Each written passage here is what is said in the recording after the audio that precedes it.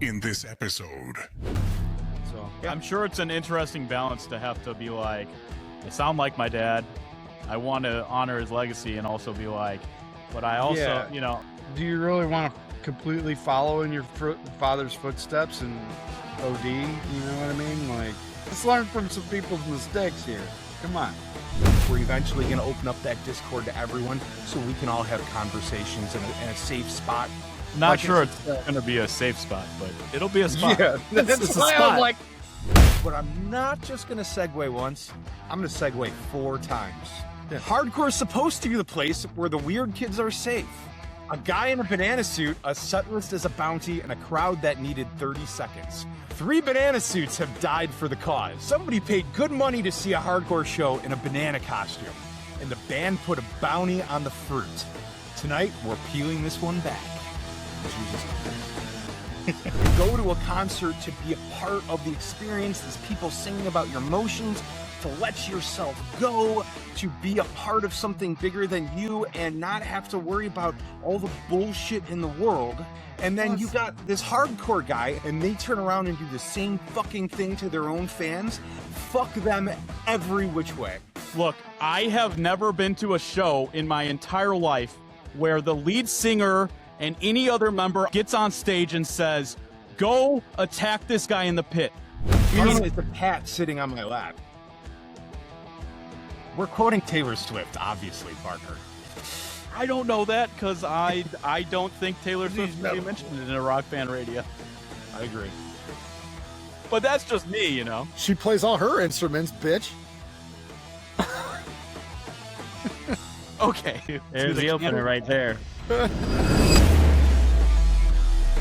Welcome to Rock Fan Radio, Chicagoland's #1 rock podcast, built by fans for the fans. From the roar on the stage to the chaos on the floor, we live and breathe it.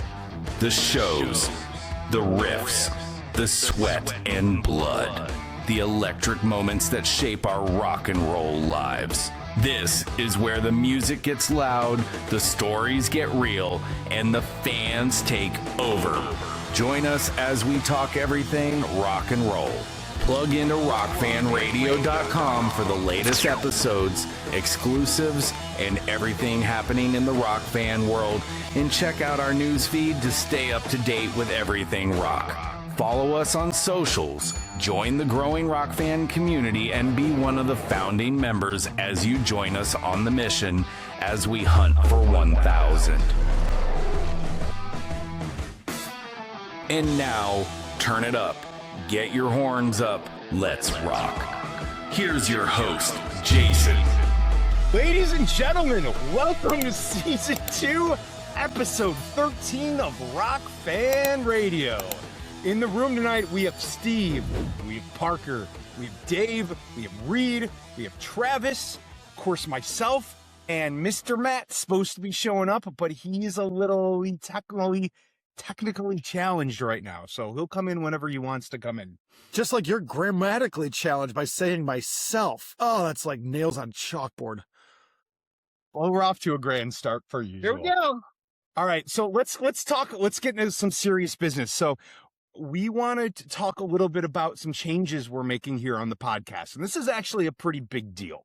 Okay. We are on season 2, 13, which means we're a dozen episodes into the second season. The first season was all me running a radio station over on Spotify, a totally different format. But in season 2, we rebooted. We have a text chain that we're always talking about at the cast where we're always talking music. I said, guys, let's start a podcast to get together and start going. And if you go back and look at our first couple episodes, they're pretty rough. Good topics, but doesn't sound as well. We are still kind of figuring out technology.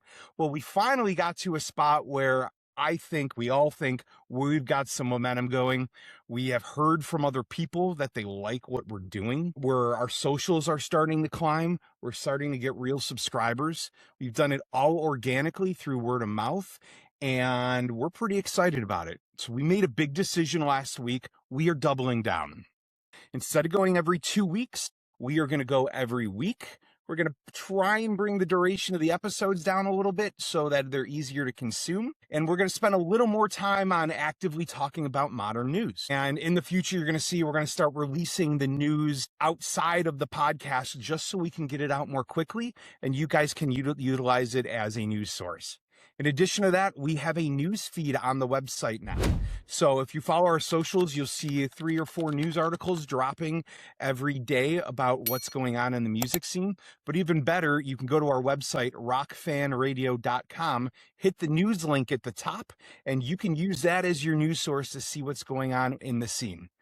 In the future, we're probably going to make a newsletter. We'll make it so we can email it out to you and you automatically get it. That's phase 2 type of stuff. And in order to get to that phase 2, we have a mission. We're calling it the hunt internally, and we're going to call it the hunt on the cast here. The hunt. And the hunt is our hunt to 1,000 subscribers on YouTube. We believe that that is a pretty big goal. The first 1,000 subscribers are going to be the hardest subscribers we're going to get. Once we get to 1,000, we're going to start doing things like building a community where we can all communicate together and talk and get you guys more involved in the cast too, to keep on growing this thing over time. So thank you, first of all, for being a part of this and listening to this. We're having a blast. We hope you're having a blast. And please help us out. If you haven't already subscribed to YouTube, go do that. If you're not on our socials, go do that. And more importantly, talk to other people. Tell them you found this new podcast you like and ask them to subscribe. We would really appreciate it. And we're really excited about having the opportunity to watch this thing grow along with you. We want to position this as this is our community, meaning you guys as the listeners too. And we're actively looking for ways to get you guys more involved in what we're doing too. We started playing with Discord the past couple of weeks and we're using it so we understand it. We're eventually going to open up that Discord to everyone so we can all have conversations in a safe spot and collect that info and use it for the podcast and make you guys all kind of part of that. So thank you for being part of the hunt. Thank you. Subscribe. Not Like sure and it's going to be a safe spot, but it'll be a spot. Yeah, It's a why spot. I'm like, there'll be a little bit of danger involved. In addition to that, I think we're changing the how we're doing the episode a little bit. We're going to divide it into parts. We're going to do things like having the sound check, which we just did. Then we're going to have openers, which will be smaller segments before our big headliner. And the headliner is going to be the big thing we're talking about for the episode. So I'm really excited to share with you guys what we're doing today. Parker, want to take us through it? Yeah, let's do it. Yeah. So we went behind the scenes and tried to get this even better than we had it, just because we want to give you guys the best stuff. So we've got a couple different segments now. We got our sound check, which we're going to warm you up. We're going to drop some cool stuff at you right off the bat, and we'll move right into Backstage Buzz, which is all the new news and all the new singles that are coming out. And then after that, we got a couple openers, fun news and notes that are a little bit more than kind of highlights. Our opener today is we're going to talk about the Bananaman scandal at the Hardcore show. If you haven't heard about this, there's a lot of different confronting opinions on what happened. Hardcore band called out a man in a banana suit and violence ensued. Unfortunate. Absolutely. Got some strong opinions there for sure. And then we got our headliner. Jason and Reed went to go see 156 Silence and Thornhill. So we're all excited to hear about that. And then we'll close it with our encore. We'll come back and we'll close out the show. So that's the plan. So we got a loaded show for you today because it's our first time doing this and we're 2 weeks still, and then we're going weekly, right? So we got a loaded show today, which is going to be awesome. And we got a brand new sub segment that we have for you right now, and it's Song of the Week. And this little sub segment is supposed to be a song that we know and love, that's been around for a while, and maybe just came back up in our lives or is really hitting us hard that we think you should all go listen to. And this week, I took it.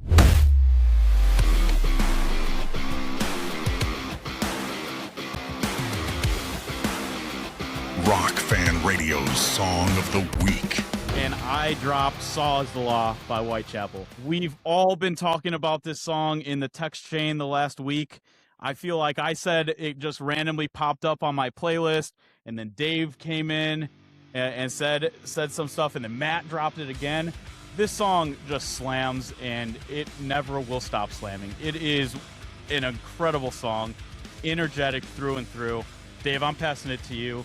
Why is this a great song?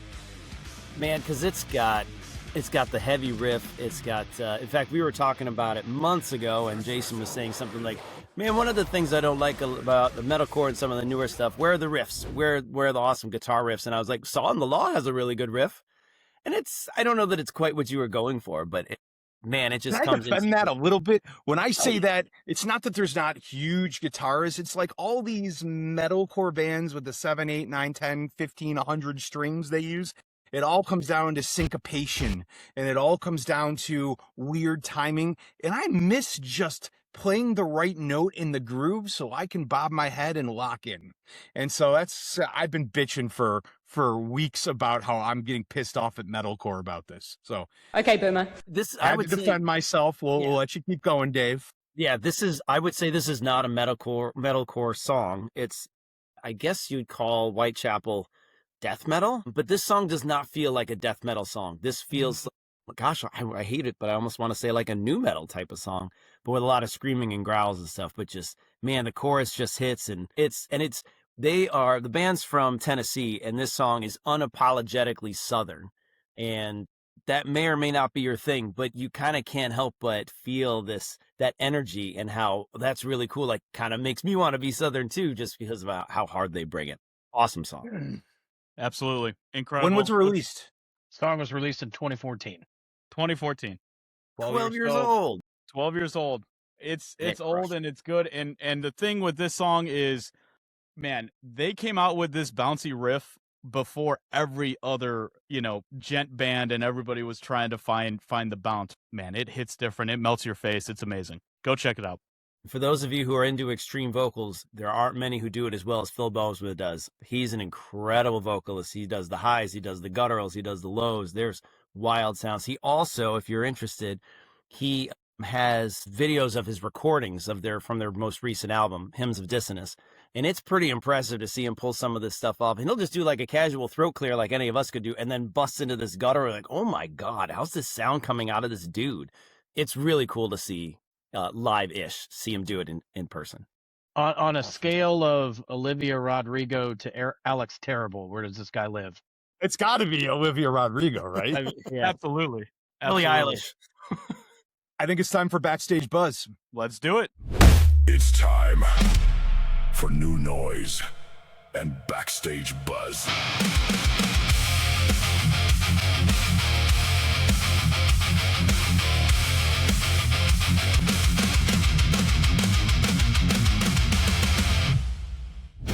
Steve, you listened to the new Des Rocks album, one of our cast favorites.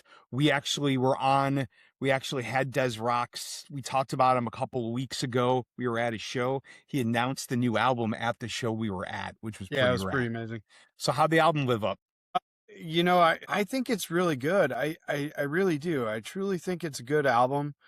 I didn't know, we had talked about it on the chain that they recorded it live, and you can tell that they did. And not live as in like in a concert scenario, but they did it in an open room. It wasn't track by track using, and that's awesome, because that tells me that they're preparing for the road, right? So yeah, and it you could tell from seeing them live that they play very well together, all three of those guys. Yeah. And the songs that you hear on the album are how it's going to be played in concert, so there were sections like you'd come up to a guitar solo in one of the songs, and it was just like soft. I'm like, what the fuck? Like, I feel like this should be louder right now. You know what I mean? So I almost felt like whoever was doing the sound engineering for the album could have like just cranked up certain areas. Like sometimes like vocals seem soft, if that makes sense. So it's like, it's a really good album, but it's not engineered very well. You know, it's funny you say that because I'm always complaining about backing tracks and things being overproduced. And now I hear this Des Rock's album, which is a live sound. It does sound great. It is a good sounding album. That first single rips your head off, the first track on the album. Mm-hmm. And now The here first I'm track. bitching, going, I wish it was a little more produced. And I've said that in the past. Like, I feel like he'd benefit from a great production, but Yeah. that's not Des Rock's at all. You go see this guy and you realize he doesn't need that crap. He just throws down in all the best ways. Yeah, but the question is, would he get more listeners if he had a very well produced sounding album that kind of went to the masses a little bit more? Don't you think that would increase his visibility?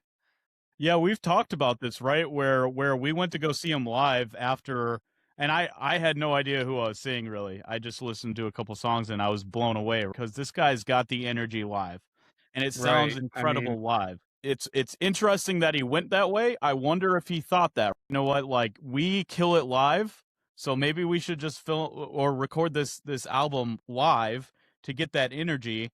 But I feel It like if doesn't you're going to do translate. that, because he did say that he recorded it live, they recorded it live and took very little breaks, which it does sound that way. You've probably got to be a pretty freaking on point sound engineer to adjust the levels while that's going on. And then you get this, right, where like, you know, you're backing off the mic, the guitar is picked differently. Like that's an impressive feat to do a recorded live album and feel confident enough to release it. But yeah, you're always going to have that potential difference between a fully produced album, which I don't think they've ever had a fully produced album. That Comparing could this be. to their old stuff, their older albums or his older albums are kind of rough to listen to. They're not, that's not the right way to say it, but they're not produced well. They're really gritty, lo-fi almost. Lo-fi, And it low feels energy, like for something sure. I could do in my basement. And so Yes. this is his best sounding album ever, without a doubt. But I feel like there's still another level he's got to go with that. You guys were talking about it on the text thread, and I was like, I need to check this out because we mentioned it before. I don't think I'd ever listened to him. 50 seconds into that record, I'm like, this is amazing. I was really enjoying it. We talk a lot about metal and heavy, intense music and screaming on this podcast, but Des Rock's is like just more straight ahead rock and roll that I think is going to appeal to a lot more people and not just metalheads. I listened to the album this morning and I walked away going, that is the Rolling Stones in 2026. Yeah. I'm Yeah. trying to What it place sounds what like. does this remind That's me a of? good analogy. Yeah, that's pretty good. Black Keys came to mind. Muse oddly came to my mind, but I'm not as big into Muse as some of you guys are. Maybe more their bigger hits, but I was like, man, this definitely feels like other things I've heard, but it's still fresh and new. And his energy the live show sounds incredible, Oh my guys. God. I can't wait to Can't see miss this. If you next ever time get he a comes chance through. to see him live in concert, go, because honestly, you'll turn into a Des Rock's fan. I mean, look at Parker. This guy's a metalhead through and through, and Right. he bought a Des Rock's T-shirt at the Yeah. show. So Yep. Like thank you, old Reed, that- for and not that's going. That Parker's- was enough. Signal that he liked the band. Did he buy merch Yeah. or not? Yes. It is. That's my meter for bands that I don't recognize or don't know, for sure. I think Travis, the what fact were you that gonna Des Rock's got invited on Kelly Clarkson is a Yeah. huge signal that he's definitely ready for a mainstream audience. I mean, she's huge. Right. Now, I know she's stepping away from the show, but I mean, she's got a massive audience. So, Yeah. And she's a musician, so she can appreciate absolutely. everything Yeah. he's going through. Yeah, I really think he's one hit away from being a full-blown fucking rock star. Yeah. For real. Yeah. I'd agree with that. I have been listening to this album for 3 days straight. Like, it hasn't left my, like, I've just been listening to it and the new Sublime too. But I leaned to Des Rock's just because honestly, it's a better album. Yeah. How's So, the Sublime album? it's got like one or two good ones on it. from what I Really? heard. It's Wow, like okay. it's a little bit of a disappointment in the fact that, and I got to give it a fair shake. You know, I've only listened to it like twice now. So, but he sounds so much like Bradley, his father. It's ridiculous. So in that aspect, you know, you should check out a couple of the songs. The first few on the album are great, you know, but then they go into like the Waiting for My Ruka type of songs, and it just doesn't feel right. So, I mean, there was a couple that I just flat out skipped that they were sitting there. It was like a skit song, you know? So, but the new Does Rocks album, I've really been enjoying it. So it kind of put me back in my happy place versus the disappointment of the new Sublime release. So, Yeah. Well, you know, at least we're going to have him sounding like Bradley when he's live touring. That Right, and that's that's really really what that's a matters. plus too. And it is their first album with I forget the guy's name. Bradley's son, whoever that is. Jacob? Jacob, I don't Jacob. remember. But it is the first album that they're together, so I wonder if like they'll be more cohesive on the next one that they release. You know Yeah. what I mean? So Yeah. I'm sure it's an interesting balance to have to be like, I sound like my dad. I want to honor his legacy and also be like, but I also, Yeah. like that's an interesting thing yeah, to it's juggle, like, right? do you really want to completely follow in your father's footsteps and OD? You know what I mean? Like, Let's avoid that part of it. I know. Like, let's learn from some people's mistakes here. Come on. Yeah. It's coming. Any Hoobastank fans in the room? Jason, Yeah. I really want to know Old why you school, want to yes. talk about Old school, Hoobastank. absolutely. That original album's awesome. Crawling in the Surprised, Dark was so good. Everything after that was like, eh. Oh, dude. I Those didn't first even know two they had albums. albums after that. so you How want to many know a did they- fun like, fact? I know they had the first two. I listened to shit out of those and never listened to them anymore again because it kind of got bad. I loved Hoobastank back in the day. I saw Hoobastank a couple times. They even played I think it was the Lake in the Hills County Fair, which is the local town, a couple years ago. I saw Fuel play that same show too, with just the lead singer and a backup band, and it was awful. I was gonna say, as a guitar player, I've always appreciated Dan Estrin because he plays in a lot of open tunings. He's got a very unique style, and I've always liked that about him. Their sound radically changed by about their fourth album. Their third album's got some good stuff, but by the fourth album, they were really trying to modernize their sound, and it didn't work for me.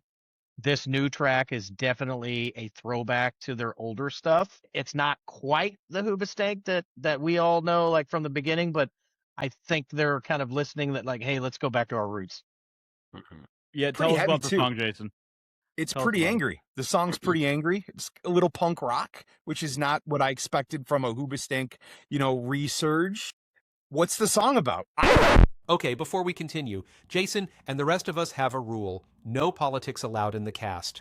What you don't know, perhaps you do, is that Jason also is known for breaking his own rules. Let's count together how many times he comes close to that line. I believe the song's about a certain person who lives in a white house on the east coast of the United States. If you listen to the lyrics, it plays right in, but Hoobastank has come out completely and said it is not a political song about anyone specific. We're just sick of the shit that's going on everywhere. I think they're cowards, and they should just admit of what the song's about. Incubus said the same thing about Megalomaniac. Megalomaniac, yeah. And I think Nimble Bastard, too. I think both those songs sounded like they could have been somewhat political, and they're like, nah. Someone in wasn't. management said, shut your hole if you don't want to lose fans. And that kind Especially of when you're annoys- Hoobastank trying to get fans. Yeah. Back, yeah. Incubus at least had a fan base back when they released that in the George Bush era. Incubus used to be huge. Yeah, I know. They still are, and aren't they? They're releasing they a are. new album this year, I think, too. Excellent. So, man, they've been dragging their feet. I think they, 8 was okay. They obviously did the Morning View they remade Morning View, which I personally wasn't a huge fan of the re-record, what are you going to call that? Did they reimagine it, the whole album? No, it's pretty true to the original, but I don't really like the production at all. I think it's you talk about overproduction. It's way overproduced. That album is a masterpiece. They should have just left it alone. And then they did the anniversary tour, which I did see, which was amazing. I was so glad I got to go. But I'm ready for some new stuff. They're one of my favorite bands. Parker, let's get heavy. Let's get heavy. for Let's Get Heavy, Parker. Yeah, we got a lot of stuff. I'm going to blow through some of this stuff as fast as I can because there's a lot of singles here.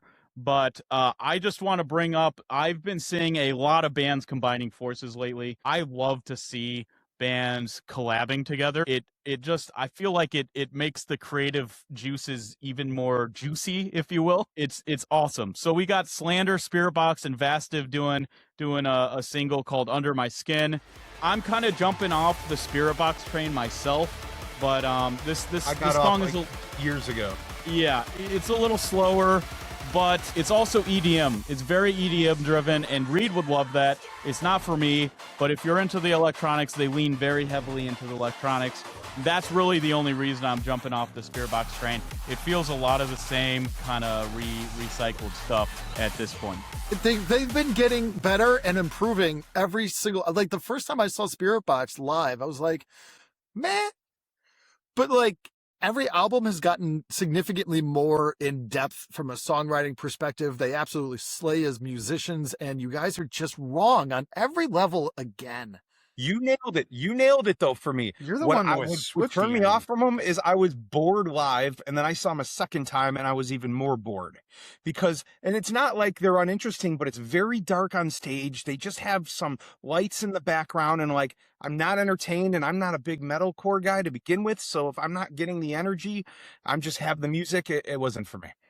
I think Courtney's starting to figure out her stage presence, because I think the thing with Spiritbox is that they went 0 to 60 overnight. Yeah. And I feel like Courtney was more better with I Wrestled a Bear once in those kind of smaller venues, and then bam, stadiums. Mm-hmm. Not stadiums. And don't fucking troll me. I'll come after you. I think it took them all a little bit to kind of grow into their suit. You know what I'm saying? And I think that they're getting better. I'll let you guys know in a couple of weeks. I'm going to go check out Nova Twin Spiritbox, so I'll give you a full report. And that's a big ass stage. Is that Spiritbox, Evanescence, and Nova Twins? Yeah. Nova Twins? Yeah, they're coming to Indy too, and I'm going to see if I can get something day of and sneak my Blue way Dot in. Fever, baby. I know. Yeah. Wait to the day of. Right? Yes. Yeah, I might. Travis, let's go up to Noblesville and get something to eat that night, and then see if we can get into the show cheap. Hey, but the other thing too, the thing that hip hop and rap does extraordinarily well are these collabs. And I've been saying this for years in the rock side that like there's got to be more collaboration Death Row Records between these artists. And collaboration with Death Row Records, that'd be awesome. that would be awesome. And so this is awesome that like these bands are finally starting to come together and release some badass singles. And speaking of the collab, Spiritbox, Poppy, and Evanescence did that song that was a huge hit, and they've been kind of playing that, I hear, on this tour too. So That's it's kind of cool track. that they right, they do the collab and then they end up touring together, obviously without Poppy because she's so popular. Can't wait to see her. I think it's really good for metal. Mm-hmm. Mm-hmm. I mean, I admittedly, turned that down- song did feel like Amy Lee and Friends, though. But I still love it. Absolutely. Yeah. She's the powerhouse. Yeah, I mean, they know where their bread is buttered, and that's okay. But then, Yeah. yeah, And I think that was Poppy. Poppy is the one who officially put that one together, right? I think it's a Poppy track. And I feel I think like it's an Evanescence track. no, it wasn't. It was No? Poppy. I would You put know, money on Reed- it, but I will be wrong. Yeah. Jack White is at the Salt Shed the same night as the Poppy show. I Yeah, got no. invited by 2 different groups of people, and I'm like, no, I got to see Poppy with Reed. No, you can bail And on me. so You if bail this on me doesn't all live the up, time. There's going to be hell to pay. Salt no. Shed's Just amazing. It Saw is. Sleep Token there. except for trying to get in and out of it. But no. Yes. Just bail on me. I'll go see Poppy alone. That way I can just, sit there and try to get her to. I'll be Man. there whispering things in your ear whenever I don't like something. all night. We're talking about Poppy too much. At least it's not. to the next. On to the So next. you guys hear about John Freese? No, this is, are What? we in a random thought right now? Oh, Yeah, I right. get it. Okay. We Come have on, to talk about Parker, him every because when we cast. have to talk about John Freese and Poppy every episode. Go ahead. Oh, man. Hey, What else we got? Next team up, Archives in Ocean's 8, Alaska. I haven't really heard much from Ocean's 8, Alaska in a while, and Archives is awesome.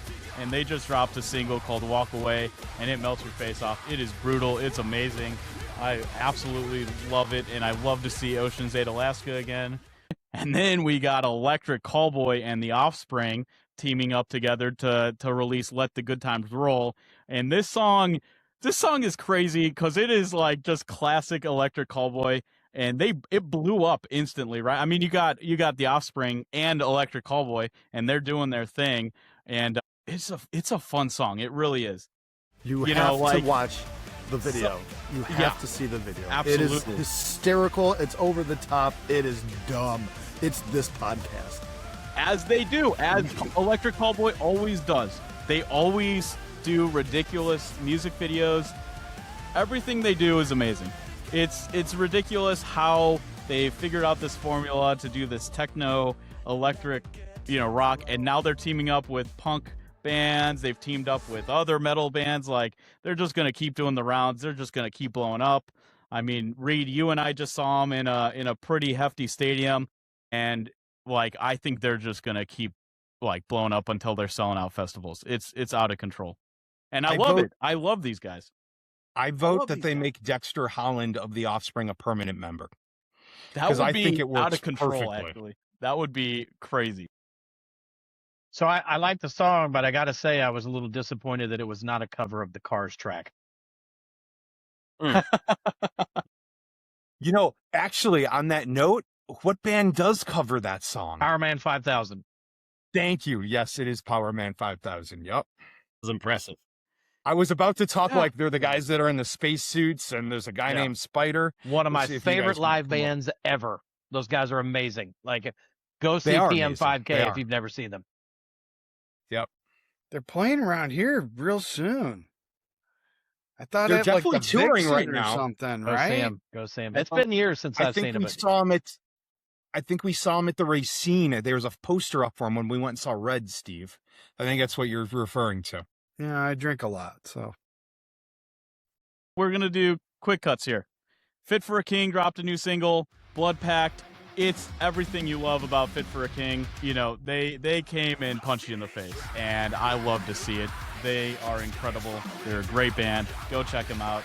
They have really everything for anyone who's kind of into the heavier stuff, right? They've got a song that anyone can kind of jive to. And now, let me pass it to Dave to talk to us about Polyphia.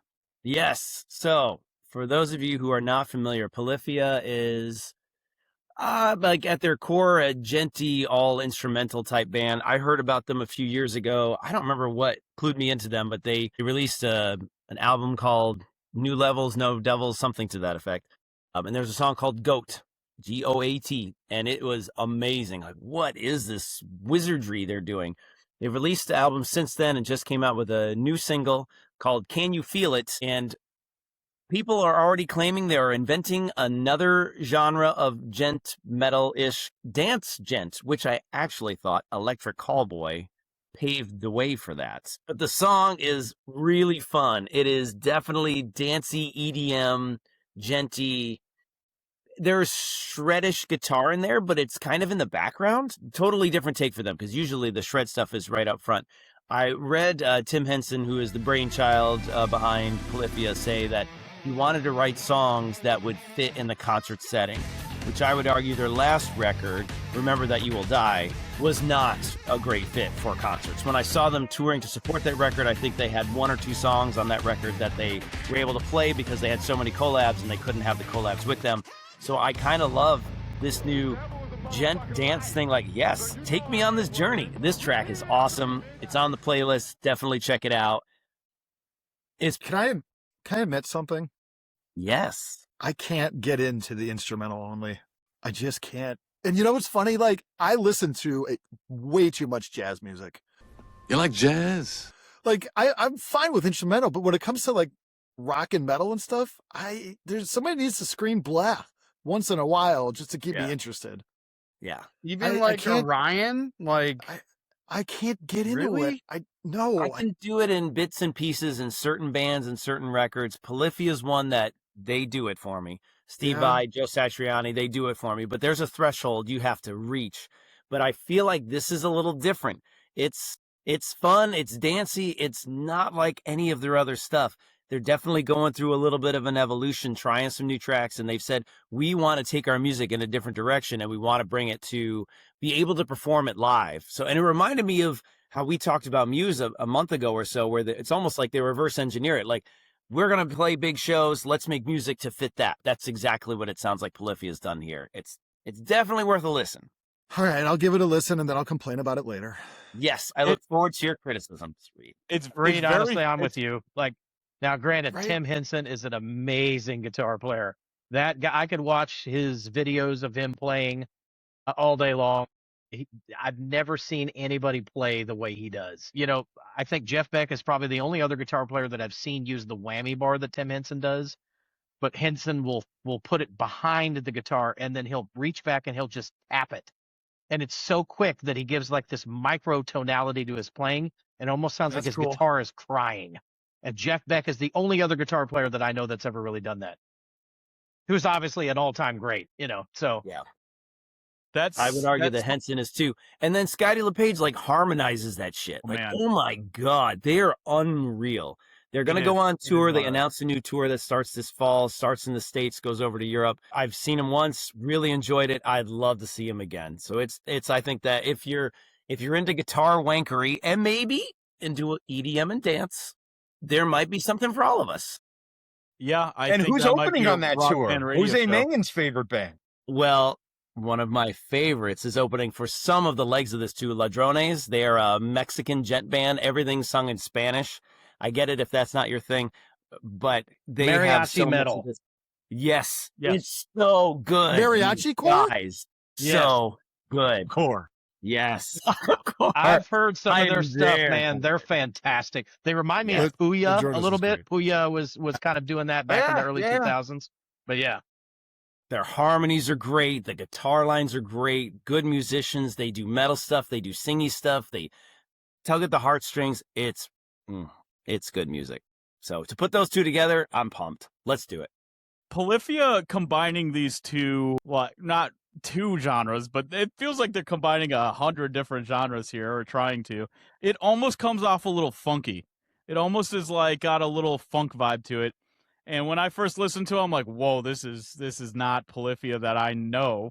No. But I got into it, that guitar hook, and man, yeah. I mean, it's awesome. And I always kind of have liked funkier guitar. You know, some of the Red Hot Chili Peppers old albums are a little more funk.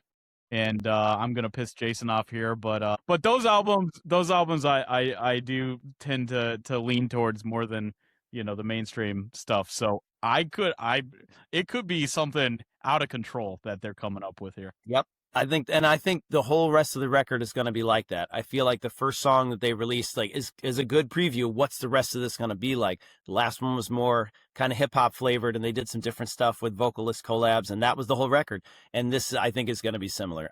There's some cool stuff that I think they're putting together. They want to challenge themselves and go in a different direction. Man, we're off to a good start.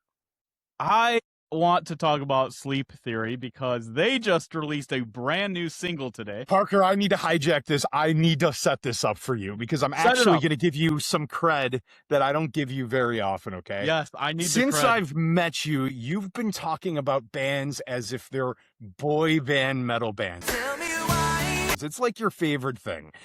Remember last cast, we were even like, what does that mean? And we made you explain it. You gave some cockamamie answer. And we're like, okay, whatever. Parker's doing his thing, bitching about these bands that use electronics. Tell me why. And you called out two bands. You called out Nevertell and you called out Sleep Theory. I did. Right? I did. And that was 2 weeks ago. And today, Sleep Theory drops an NSYNC cover. I'm telling you, man. I take it all back. I was wrong, and you were right, Parker. You can say that again. I take it all back. I was wrong, and you were right, Parker. I was wrong, and you were right, Parker. I was wrong.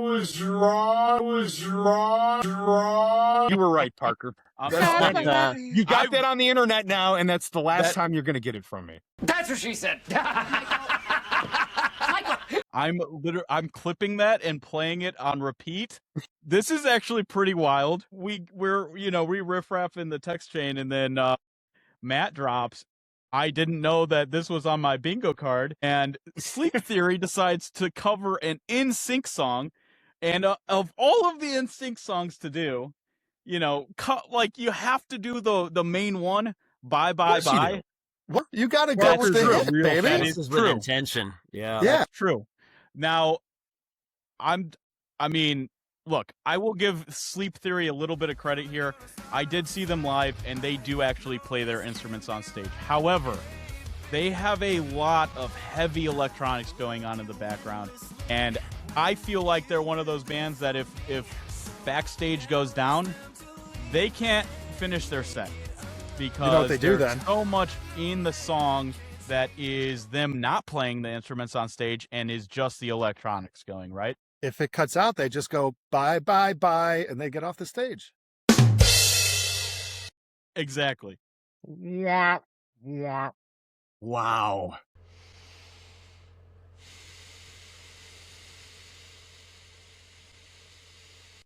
I'm still trying to think of cool names, a core name for this. Like, is it NKOTB core or like Backstreet core? Can we Boy stop core? naming every fucking song that comes out a new genre, please? Jesus No. Christ. No, we No, can't. I like this. No, Fuck. we absolutely can't. Does Rock's core? Jesus. I'll open it up, but I just find it absolutely hilarious that last cast I dropped the boy band thing. And then out of nowhere this band comes out and covers In Sync. And I'm sorry, but you look at their pictures and photos, they look like they're out of a boy band. They do. I'm just saying, like, Can we move on, please? Yes. okay. Then Okay. I will stand on my podium forever as the Look, goat. you got the We're cred you worthy. needed. Boy band We're metal. not Alright. worthy. You got what you came for, Parker. All right, it's time to just Yes, move on. Yes. All right. Get on with it. Yes, get on with it. Get on with it. Last thing here before we move into the opener here. There is a Thailand band that is metalcore, and their singer came out, and guess what he did? He said, guys, I have cancer. You guys need to support the band and support me and blah, blah, blah. Well, guess what? He lied. He didn't have cancer. Liar! He collected all this money from his fans, and he completely straight up lied about having cancer. He came out and said, I'm so sorry, blah, blah, blah. I feel so bad. He's like, it's been so hard. He even said something about the healthcare system being difficult, right? In his apology So or did something. he have cancer or not? It was a straight up lie? He was straight up lied. No diagnosis. None whatsoever. He just lied about it. It's been collected the hard. money. Yes, tell me about your hardship, Mr. Liar. Right, exactly. Karma's a So bitch. Karma is going to be his boyfriend in prison, and it's going to be Yeah. named Tiny. it doesn't sound like any movement has happened for returning money or anything like that. In my opinion, this band needs to return all the money. They deserve nothing, and any shows that they are currently on, they should be completely removed from. However, it does bring up an interesting question. Can and how do bands get off the ground without going into debt or selling their organs? That is a question these days that constantly comes up, and the way this band went about it is the wrong way. But, we've got Blue Dot Fever, we've got all this stuff that constantly comes out, all these asshole organizations that are in not stealing money, but in a way kind of not being fair to the bands. Like, how do you get ahead these They're days? exploiting That is an them. interesting Hashtag fuck Live Nation. Yeah, right. Mhm. It's an exploitation, is what it is. Yep. And the industry has gotten beyond greedy, and there's going to be a day of reckoning coming. But to answer your question, it's already you starting got to to sell happen your little by organs. little with all these people going indie and giving the finger to the major labels, right? 'Cause Yeah, but no you're one- never going to get huge that way unless your name's Trent Reznor or something. You know what I'm saying? Like, there's going to have to be a reconsideration on the industry as a whole. It's going to change. It's good. You're right. There's the reckoning is coming. And From I think where, though? honestly, I think it's going to be from the labels. I think like guys like Sumerian, I think are kind of representing how bands should be represented. At some point, there's going to have to be pushback because it can't come from the fans anymore. We remember when we all boycotted Ticketmaster back in like the 90s, and that lasted for Yeah, Eddie 30 seconds. Yeah, exactly. But they control everything so much that there's only so much you can do. And it's going to have to come from the labels, the representation of the bands themselves, stop the exploitation, and funnel the bands into the right vehicles to get them going, you know? Support I local feel- live music too. Yeah, right. I feel like the hip hop industry is able to produce independent artists a lot easy. Like Tom McDonald has been hugely successful. He's never had a record deal. Tech Nine is like one of the best selling independent artists like ever. Chance But the Rapper's but another I one. feel like in metalcore and rock, like, you know, a lot of these guys, they'll sign deals, they get fronted the money to record the record, but they got to pay for it themselves out of this advance. They're already in the hole. They pay for the album, and then of course, if it doesn't sell well, they get dropped by the label. Now they owe 500,000 or $1 million or whatever to the record company. Like, well, we paid for the record, and you blew it all on blow and hookers. Well, how the fuck else would you do this job? Cocaine and hookers, my friend. And you didn't actually pay for good studio time, and the record didn't sell. So sorry about you. And then, you know, they might get 1% of the royalties as it is. Yeah. It's also interesting what it takes to be successful in rap and hip hop versus what it takes to be successful in rock and metal. So you can get by having a massive hip hop hit, right? And never really have to tour on it at all. Whereas in metal and rock shows, I think you can't just get by having a one hit wonder. And I don't know if that's just because to make rock and metal takes more. That's not true. I don't know what it is, but there's definitely it takes more production. There's more more people involved for a live show, that kind of stuff. Right. That's fair. Mhm. Yeah. So I think it's harder, but I think the model might be in hip hop. It's just how do you correlate that over?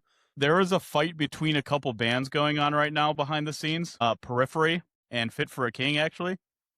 We should save this for next cast because they've been talking about it, and one of them says that you can make money doing it that way, and the other says you can't. So we should for the next cast. we should deep dive into that. Teaser. They call that a teaser.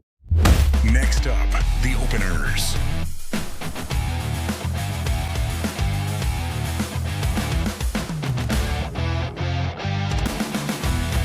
I'm just going to segue into the opener, but I'm not just going to segue once. I'm going to segue 4 times because I have prepared 4 segues to get us into the Bananaman conversation. Okay. So segue 1.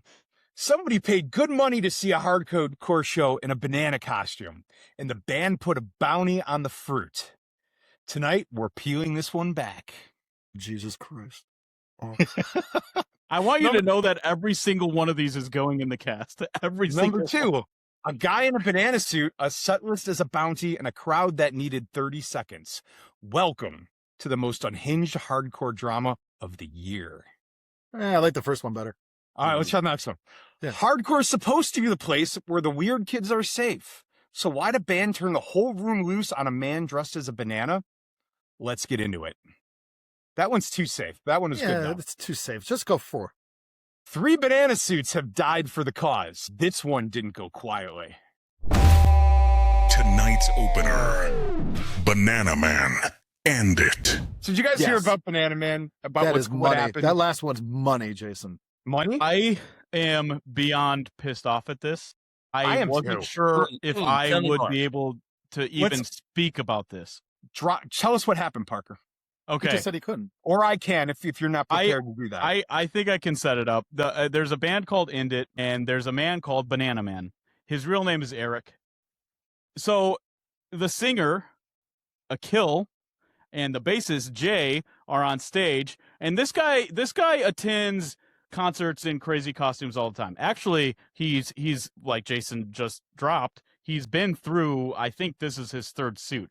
They kind of get destroyed or whatnot.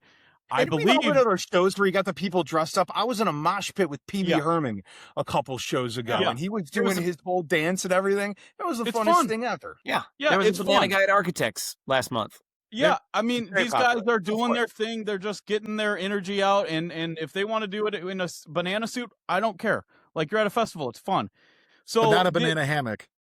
That's don't do crossing that. a line. not a banana hammock. That would be a little bit egregious, but whatever, you know. Could you imagine a banana hammock in a mosh pit? No, Yeah, I don't want to be in that mosh pit. Anyway, so End It singer Akil Godseed and Jay Pepito, they're up on stage and they see this Bananaman and they start calling him out, right?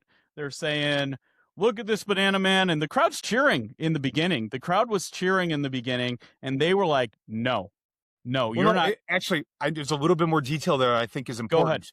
Go ahead. The lead singer said, hey, Banana Guy, come on up here. And like invited him to the front of the stage and baited him into the pit. Yes. Oh. Yes. Yeah. Yes.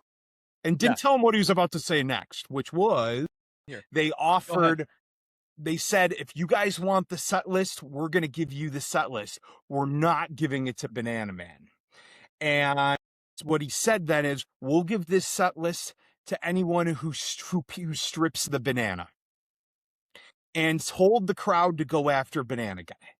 And then the bass player got in there and he like doubled down on it. And what did he say? He said like something like, go kill this crowd, kill him for this next song. Yes.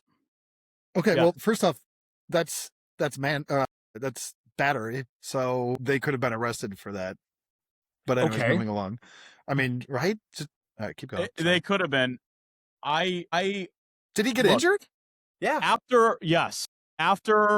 After the bassist says, you know, you're gonna die today, or you're gonna get killed today, or whatever, like you're being targeted, right? Like he still got violence. He got targeted for sure. The, He basically said it was not that big of a deal, but people were using violence against me. And he walked away going, it really wasn't that big. It's more the whole point of it, not the injuries I got.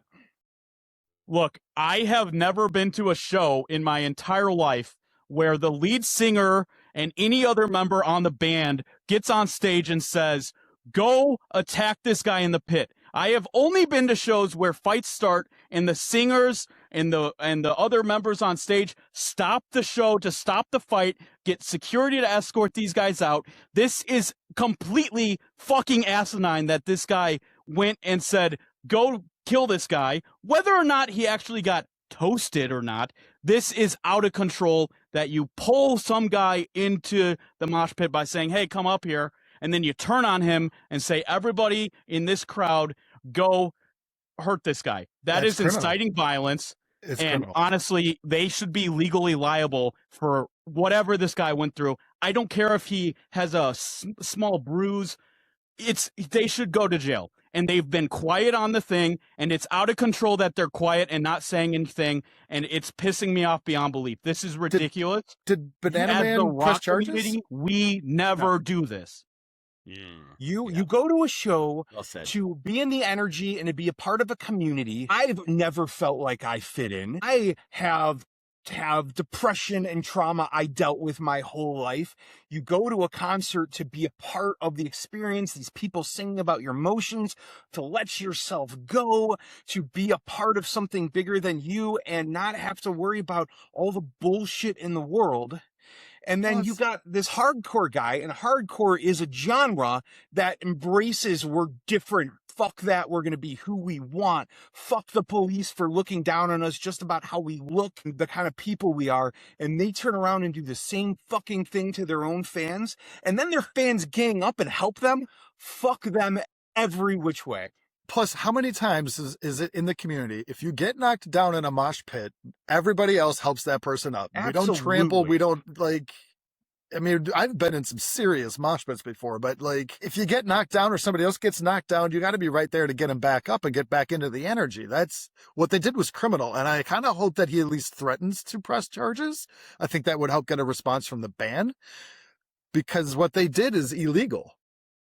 It is. It's very illegal. This band should be broken up from a legal perspective. Potentially, the singer and the bassist need to have prison time. Potentially, at least they should get into legal trouble, right? I mean, kill the band. Honestly, kill the band. This band does not deserve to play another show in their entire career. Not literally. Just be careful here. When I say kill the band, I mean break the band up. Break the band up. Break the band up. Are you saying they should end it? Oh, okay. I am not inciting violence here, Steve. I'm saying break the band up. When I say kill the band, I'm saying break the band up, right? I'm not saying go out and attack these guys.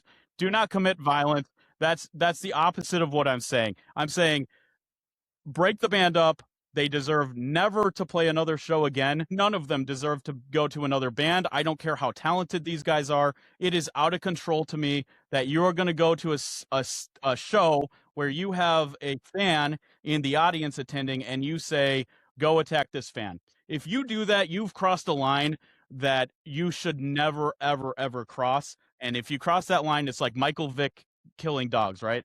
It's the same thing. If he went in a banana suit and he was talking shit and looking to fight people and get into a fight, that's a completely different thing. But all reports seem to be saying that it was just a dude in a banana suit. He got baited. The singer got pissed off that he was in a banana suit, and the singer said, kill this guy. Yeah. Their argument was legit that he was trying to get attention. Yeah, it's a legit argument. He came there for attention, but I think there's nothing wrong with that. Sure, but like you could be like, look at this guy trying to get attention. Ha ha ha ha ha. You don't have to be like, look at this guy trying to get attention. Now go rip the suit off of the guy. Yeah, no, I don't agree with it at all. We are all descending on the festivals this summer in bright red shirts that say Rock Fan Radio, looking for attention to introduce our podcast out to people. If someone on stage saw that and said, you're looking for attention, beat the shit out of these guys, it's the same thing. Where do you draw the line then? I mean, it cost him a tour with Hatebreed. And so it's like, if you piss off a guy like Jamie Josta, who is, in my opinion, one of the guys in the hardcore scene. I mean, we all know hardcore bands, you know, their message has always been tolerance and acceptance. And, you know, Jamie Josta has been a huge influence on that scene. I mean, we're talking about a guy who used to host Headbangers Ball on MTV. I mean, he's a huge name. When you piss that guy off and his butt, and they're like, hey, you're not doing this tour, get the fuck out. You know, you essentially have just broken all trust with the scene. So I'm with Parker, man. You know, we might see some legal consequences, but if I'm a hardcore fan, I'm like, fuck this band. Like, no, I don't ever want to see. Reed and I, we went and saw Thornhill. And now, the headliner.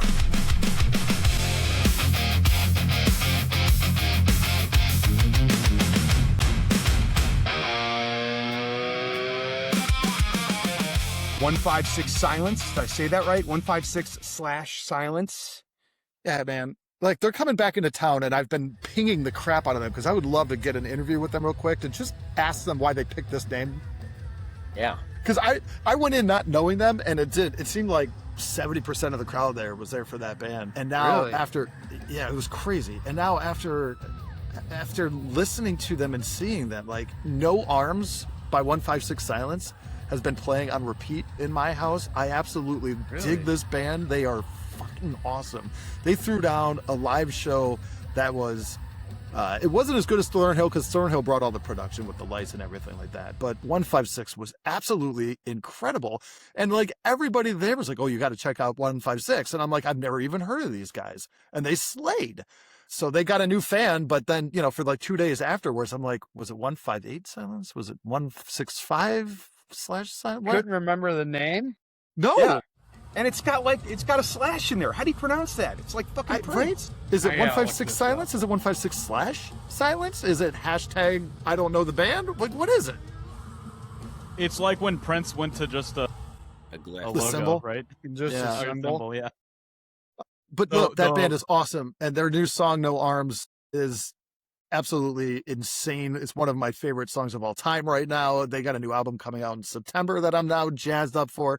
They are coming back into town with Say Six, guys. No way. Really? Yeah, man. No way. Yeah. That's going to be amazing. We're going to that. Who are they? Who are both those bands with? Who's the headliner? Some band that Dave knows that I didn't. Chipotle. Choppy. Yes, that one band. Chiodos. Oh, what an awesome band. They're awesome. Yeah. Man, yeah. Chiodos kind of has a Deftones vibe-ish a little bit to them, right? Am I thinking of that Really? right? How have I never heard of them? I would not say those two are the same. No. Screamo, they were the post-hardcore emo, but screamy, but yes, they're chorusy like, as well. But man, I love that band probably 20-ish years ago or so. They went through some lineup changes. That show is going to be incredible. Chiodos there with 156 Silence and then Say Six. That is going to be awesome. It's when gonna is that be show? amazing. I can't wait. It's on like a Sunday or a Saturday. So I think it's on a Sunday at the House of Blues, unfortunately. No. So I actually just looked them up. They're actually doing 2 shows at the House of Blues over 2 nights. I was going to hope, could they do one show at the House of Blues and one at a real venue? Because one of my favorite parts about this show was Reed. This was like one of the first shows we'd gone to where we were in total rock fan radio mode, right? And so we grabbed our phones, we talked to people in the crowds, we grabbed a bunch of interviews, which I think is going to become our MO going forward. We bought some new equipment. I bought some new fancy, what are these? You talking to them? Microphones. That's what I bought. I bought some new microphones so we could sound better because it's a little cruddy, but we talked to this couple who were before 156 Silence were like, these guys are the shit. It's going to be amazing and blow your face off. And they did. They're a little screamy for me, but for you, they blew your face off. And they came back and they had bought, it had to be $500 worth of merch. They think they bought everything in the merch booth. And this is a video of them showing it all off to us. And what I liked about that video the most was they bought the drum head, the signed drum head, which is like, oh, that's so cool. And then they pulled out a second one. That's how big fans they were. They bought 2 of them. Wow. I was like, you can't mess with these guys. Every t-shirt, every hat, every hoodie, they actually bought the stands that hold the t-shirts just so that way they could display them when they got home. Yeah, they had to have been early 20s, right? I mean, they were just... Well, I mean, it goes back to what Dave was saying on one of those last podcasts. Like they were just, the minute they got there, they were just ecstatic humans to be there. And 156, I forgot it again. Silence, like they didn't disappoint them. So that kind of probably. My favorite part about 156 Silence was watching the drummer, because he is a very soft player. So you could tell he played, his other band is a jazz band, clearly, because he's just barely hitting the cymbals and he's back there, but they got it all mic'd up huge and it sounds vicious big, but he's just back there being as musical as possible, which is cool. Remind me of the drummer from Trivium, actually. He's just like that too. You ever see Trivium live? The lead guitar player has a double shoulder strap for his guitar. It's so weird. That's interesting.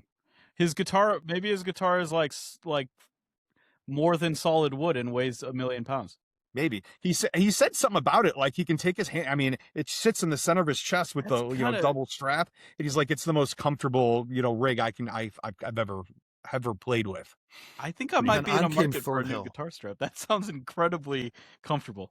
Yeah, Thornhill was like, I was so bummed the last time they came through Chicago. It fell on a day I couldn't go see them.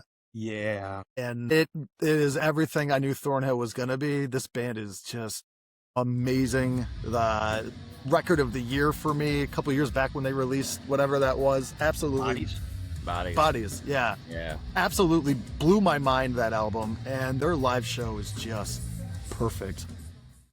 It was really good, and they sit right on the cusp for me of like of good screaming and not really all just deep throat screaming. They got that, like, they know when to light it up and when to back off. It's very Deftones-ish to me. And something about that guy's guitar tone and how he gets those real deep, I don't know how to say, the dirty, filthy, deep riffs. Yeah, it's so good. It's so their grooves are good too. Like, you bop to those tunes. They are. Yeah. They've got a good beat. They're groovy. Yep. So they do the heavy singing. It's good. I didn't know they were from Australia. So Australia's really bringing Thornhill, Polaris, like they're Architects. Nope, Architects is British. That's British. Yep. I feel like I'm missing one, though. Alpha Ninja's Australian, and I think they're getting back together. Ooh. That's what the rumors say. There are a couple albums. Oh man, I love that band. They were excellent. The last one was not quite for me, but the ones prior were outstanding. Travis turned me on to them. Your best friends introduce new music to you that you love. Well, even if it's just Polaris and Thornhill coming out of Australia, that's perfect for me. Well, you always have. I can't fucking keep up with you guys. I mean, holy shit, I'm getting new music all the time from you guys. It's actually quite awesome. Yes. Thornhill is blowing up. Thornhill's blowing up too, mostly because this was the first tour after they did the run with Sleep Token. And Sleep Token is, massive right now. And if you're a Sleep Token fan, that means you're an obsessive.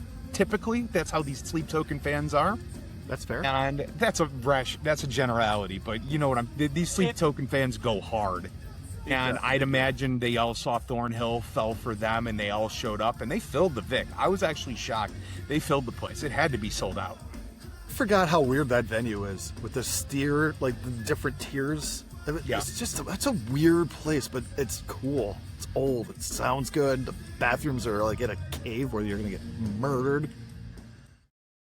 We had the killer seats too, because there's the stage here, right? And then off to the sides, there's everyone's filling in. This is horrible. We were over here, and for whatever reason, no one was standing there, right? We were 15 feet from the stage and had 3 feet around us of room. It was awesome. really It kept bizarre. going like this. And then we skanked a little bit. It was fun. It was a really cool show, and I can't wait to see Thornhill again. And I can't wait to see Say Six and Silence play in the same venue. It's going to be amazing. What are they called again? Silence 156? 156 slash Silence. It could be Silence. I'm going to just call it 156 or Silence or 156 It's Silence. 156 Silence, right? Yeah. Yeah. They're I playing think Louder it's Than slash. Life in Louisville, think weekend that's of the 18th. If you're Check them out. close to there. So we're queuing up Thornhill to come back to it, and great show. 4 stars. Yeah. 100%. 1,000%. Yeah, wrap it up. Wrap it up. We're going to the encore. All right, it's time for the encore.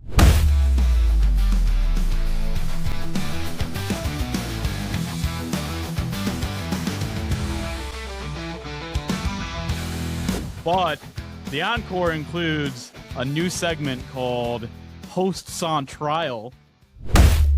Please rise. The court is now in session. Hosts on trial. And Travis got called out in the comment section just recently because of a Kurt Cobain and David Grohl take. And one of the guys came after you. And Jason has the scoop on what that guy said, and then you get to go defend what you said and reply to this guy, because this is fun. Ooh, I don't remember, but it's cool. Like I talked about how we're blowing up, we're getting subscribers. Subscribe to YouTube, please. Do us that solid. Like and subscribe. We will beg, please. I'm begging. But we're getting people commenting on the stuff we post now. We're getting thousands of views. Stuff's organically starting to happen. So now we're starting to have these conversations with people outside of us. And that's a lot of fun because, the internet, they love to hate you, right?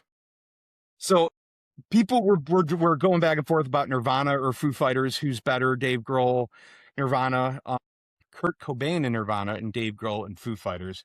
The answer is obviously Kurt Cobain and Nirvana. And wow, no, am I mean, we all know my position on it. I mean, this is you guys all heard the remarks. I mean, our new friend Ancient Care Lord on Instagram, glad you're here with us. What a name! What an amazing name! Asked Travis or us or whoever, you're advertising this. I didn't want to listen to your podcast to begin with, but now I'd rather rip my dick off and throw it in a river than listen. I wouldn't do that, dude. So, of course, Travis comes back and says, be very selective with the river choice. You only get one dick toss. You got to send the trolls back under the bridge, man. You got to send them back home. So that's our comment of the week. That's what we should call this comment of the week. Comment of the I like week. the comment. Yeah. Amazing. Absolutely amazing. It's absolutely amazing. Travis, I agree with you. Kurt Cobain is awesome. Repeat that. But repeat that. Don't do it. Don't. I said David Grohl is a better songwriter. No. And Foo Fighters has more bangers than Nirvana and Kurt Cobain. Look, Jason came back and said that Foo Fighters has so many throwaway songs. They do. Well, guess who else has so many throwaway songs? Nirvana. No. Yeah, that's true. They don't have throwaway songs. You're fucking wrong. Yeah. There's not a bad album. Yeah. There's not a bad album. I mean, Insecticide is not really, I don't know. It's a bunch of cover songs. I don't know that one really counts. I mean, That's my favorite Nirvana album, so you can just piss off all the way You around. could just rip your dick off into the river. We're gonna have to look that up, and I will correct you next podcast. Dude, I think David Grohl could get a room full of people to move more times than Kurt Cobain could get a room full of people to move. You're Not wrong, how we Parker. should be ending this podcast because now I'm depressed. All right. Well, let us know in the comments what you think. Say if you're on Team Jason or Team Parker. All Team Parker comments will be removed, and we'll go from there. Now, what's coming up?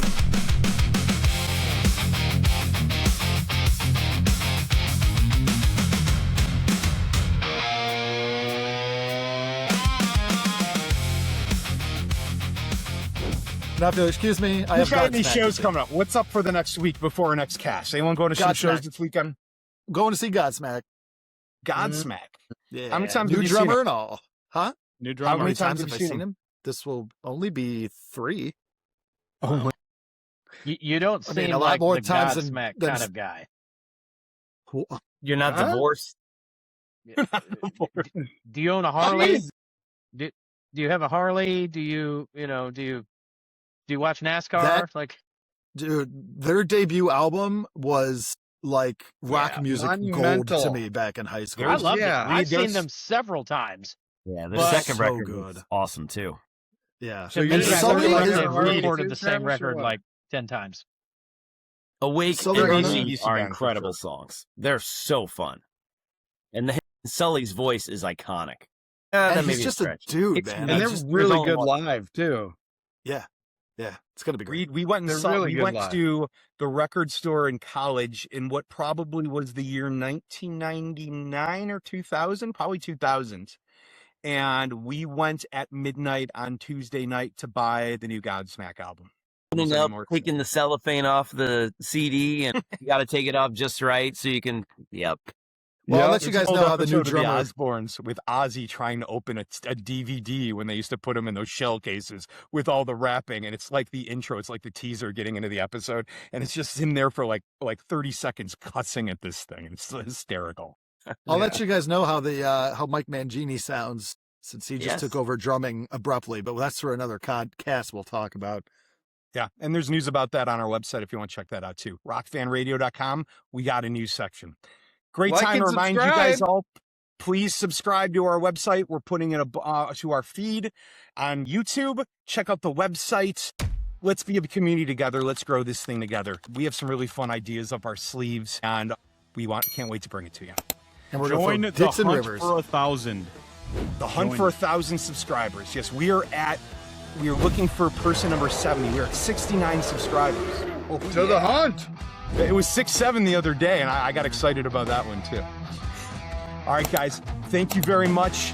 We'll see you next week, and we'll see you in the pit. Thanks again for checking out Rock Fan Radio. We appreciate the support. If you enjoyed this episode, please leave us a 5-star review on your podcast platform and sign up for updates at www.rockfanradio.com. Until the next episode drops, enjoy this playlist of related tunes, and we'll see you on the concert floor.